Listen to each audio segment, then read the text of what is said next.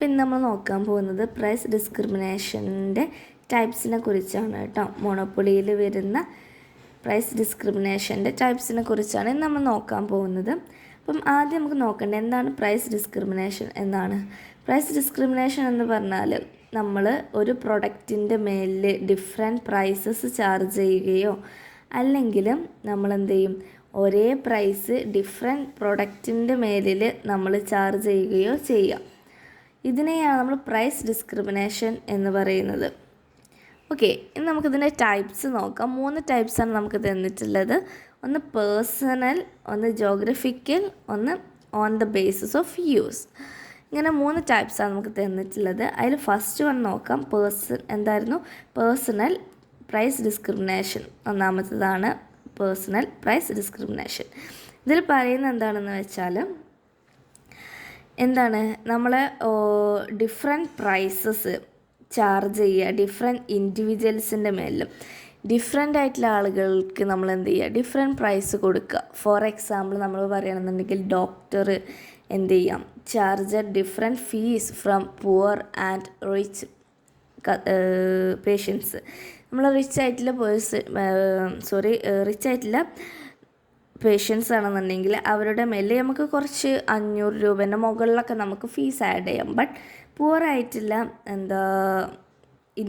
പേഷ്യൻസിനാണെന്നുണ്ടെങ്കിൽ അവർക്കൊരു 100-200 ആ ഒരു റേഞ്ചിലായിരിക്കും നമ്മൾ എന്ത് ചെയ്യുന്നത്, ഫീസ് ഡിസ്ക്രിമിനേഷൻ ചെയ്യുന്നത്.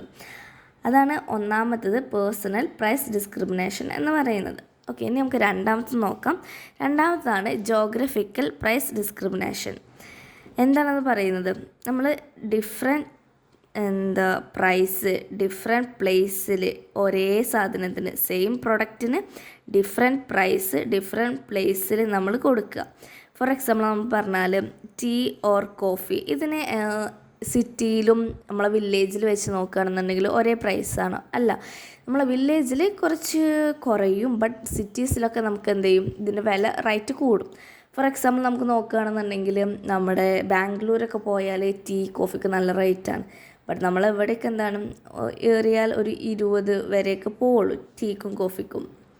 അതാണ് പറയുന്നത്. ഇനി പറയുന്നത് on the basis of use. അതെന്താണ്, നമ്മളൊരു പ്രൊഡക്റ്റ് യൂസ് ചെയ്യുന്നതിനനുസരിച്ച് അതിൻ്റെ പ്രൈസിൽ വേരിയേഷൻ വരിക.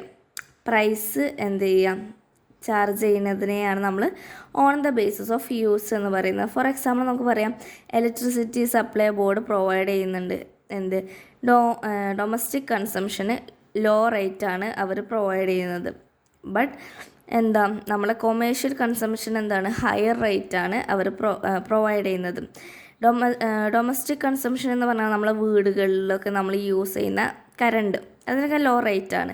ബട്ട് നമ്മൾ കൊമേഴ്ഷ്യൽ കൺസംഷൻ എന്ന് പറഞ്ഞാൽ നമ്മൾ ഫാക്ടറീസ്, കമ്പനി അങ്ങനത്തിനൊക്കെ ഹയർ റേറ്റാണ് എന്ത് ചെയ്യുന്നത്, പ്രൊവൈഡ് ചെയ്യുന്നത്. അപ്പോൾ ഇത്ര കാര്യങ്ങളാണ് നമ്മൾ ടൈപ്സിലുള്ളത്. പേഴ്സണൽ, ഓർത്തേക്കുക, geographical, on the basis of use.